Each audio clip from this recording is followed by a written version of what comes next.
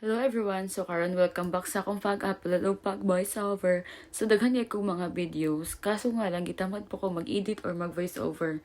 Ambot kay nag-focus ko sa akong ginabat karon. So karon kay murag gidagaan akong time or daghan ako mga mag-upload ko kay wala na ko i-upload guys. Mana maning kamo tag-upload na kay kay tag mga pangandoy, dili ta magtamad-tamad, wala tay rason para kapuyon, di ba? Sumoto, Sunday ni siya na ako gitake nga videos.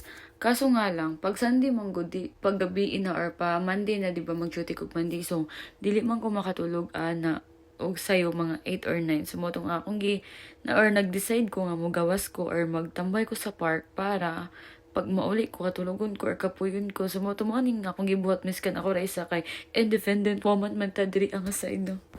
Mauna siyang isa karason pero ang ako yung irason is daghan ko gihimo nga content ani nga day kay next week or sa karon nga April is Sunday lang amo ang rest day so pati sa Sabado or Saturday nami duty sumoto nga kailangan ako magtigom og daghan pang mga videos or pang upload kay in case of kana di ko makalag pag Sunday or kana rest day good kay kapuyod ko or pag ganahan ako magigda so mag-edit na lang ko kailangan ko yung mga videos sumoto siya guys advanced technology ba huy park ni siya diriya guys pero ginatawag na sa diri og kuan so mo ni akong ganahan nga kanang season good nga kanang murag pa ano na siya ba pa summer kay dahil kag mabuhat or gusto ka mula ka if ever ma-bored ka kay pag winter jud guys pag ma-bored gud kuno kay wala higda lang tulog lang wala jud ko ilay mabuhat cellphone lang so mo ni akong ginapaabot jud nga kanang season nga kanang makalaglag or makapagmuni-muni ko so kabalo ba mamiskan udto or tugnaw ka diri sa Japan ginapa-play gyapon na nila ilang mga anak diri sa park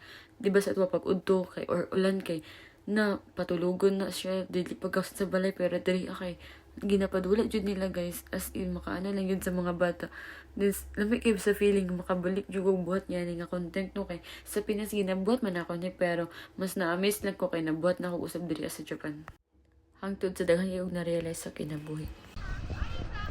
Cute kay mga bata guys. Dili mo sa Japanese.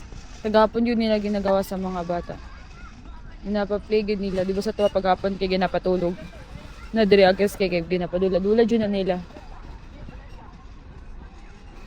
As in, diri jud bibo kayo or sa mga park jud ang bibo. Simot na ka ng tong mga summer pa lang. Puno jud na siya dira guys. Dahil kay mga bata. Daghan man Japan karon pero dili na kaayo. Murag tugnaw man gud gihapon ba? Tugnaw gud gihapon kay gawas man. As in. Ang mga nga nakabalik ko buhat niyan. Gusto ko mag-Starbucks. Kaso perting nakubusugan na. Sa pikas kay na soccer. Guys, iba ba mo nga provincial ko na dati, mga high school pa ko. Kasi wala na dabra kay bala man. Pero mo dyan akong hilig sa mga sports athlete. Yan na siya guys. Ito sa tumoy is katong na yung mga net kay kuha na siya dira basketball. Dili akay mga soccer din, dili akay playground sa mga bata. No, nindot kayo makaminga kay maging bata ni. Or maging ano ba? Kaysa na kanya na itong mga edad sa tuwa ko sa Pinas pa ba? Kuan magdaligda ko para makatrabaho or makatabang or makakwarta niya na ang mindset pag makatrabaho na mga realidad kung nasa realidad ba wala din ka nga may pagbata no kay magdudula ra ka wala kay lain problemahon or imuha kay malipay ra niya na lahi jud pero mora to bye. Ito lang talaga yung lagi kong sinasabi sa lahat sa mga gusto mag-abroad. Ang baon niyo talaga ay yung lakas ng loob. Kasi kung wala kayo nun, uuwi kayo ng luhaan, uuwi kayo ng talunan. Kaya hindi basta-basta ang salitang abroad.